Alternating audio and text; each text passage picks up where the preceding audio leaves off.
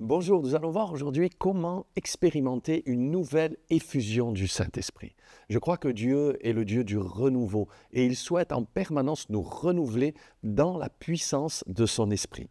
Premièrement, il faut comprendre qu'il existe une grande différence entre l'infusion du Saint-Esprit et l'effusion du Saint-Esprit. Une grande différence fondamentale.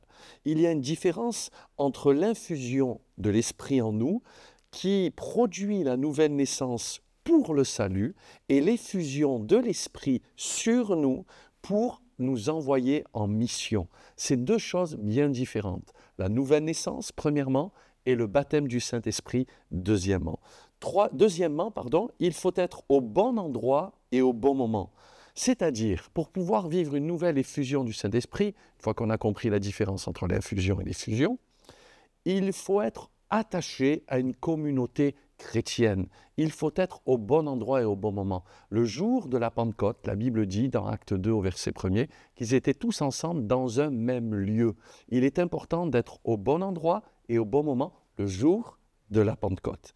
C'est-à-dire être rattaché de cœur à une église locale où on croit aux dons spirituels, où on croit à la vie du Saint-Esprit. N'oubliez pas également que c'est au milieu de ses frères que David a été oint par le prophète Samuel et que le Saint-Esprit l'a saisi à partir de ce moment-là.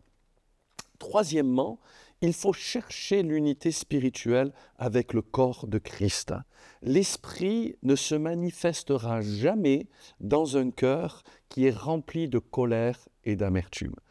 Lorsque les problèmes relationnels, les problèmes intérieurs ne sont pas réglés, eh bien, nous attristons le Saint-Esprit. Nous ne permettons pas au Saint-Esprit de venir nous rencontrer. Quatrièmement, je crois qu'il faut aussi avoir une vie de prière sérieuse. L'Écriture dit que le jour de la Pentecôte, il n'était pas en train de faire autre chose que de prier le Seigneur.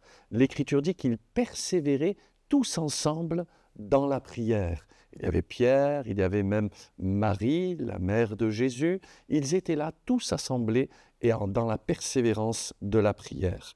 Ensuite, cinquièmement, il faut être quelqu'un, peut-être que quelqu'un nous impose les mains à ce sujet. On voit dans les Actes des Apôtres, tout au long des Écritures saintes, qu'à certains endroits, lorsque les hommes de Dieu ont constaté que les chrétiens n'étaient pas remplis du Saint-Esprit, eh bien, ils vont imposer les mains, prier pour eux, et en imposant les mains, l'Écriture dit que le Saint-Esprit est descendu sur les croyants, ils ont reçu l'Esprit Saint et ils ont parlé en d'autres langues.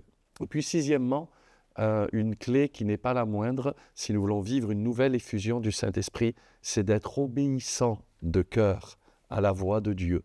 L'Écriture dit qu'il donne le Saint-Esprit à ceux qui lui obéissent. Ce n'est pas toujours facile d'obéir, parfois il faut renoncer à certaines choses, mais si nous obéissons à ce que Dieu nous demande, eh bien sans aucun doute qu'une nouvelle effusion de l'Esprit viendra nous visiter, viendra vous bénir, viendra vous rafraîchir, viendra vous faire du bien pour que vous soyez des missionnaires à la gloire de Dieu et des chrétiens spirituels. Soyez bénis et je prie pour vous que le Seigneur vous donne une nouvelle effusion du Saint-Esprit.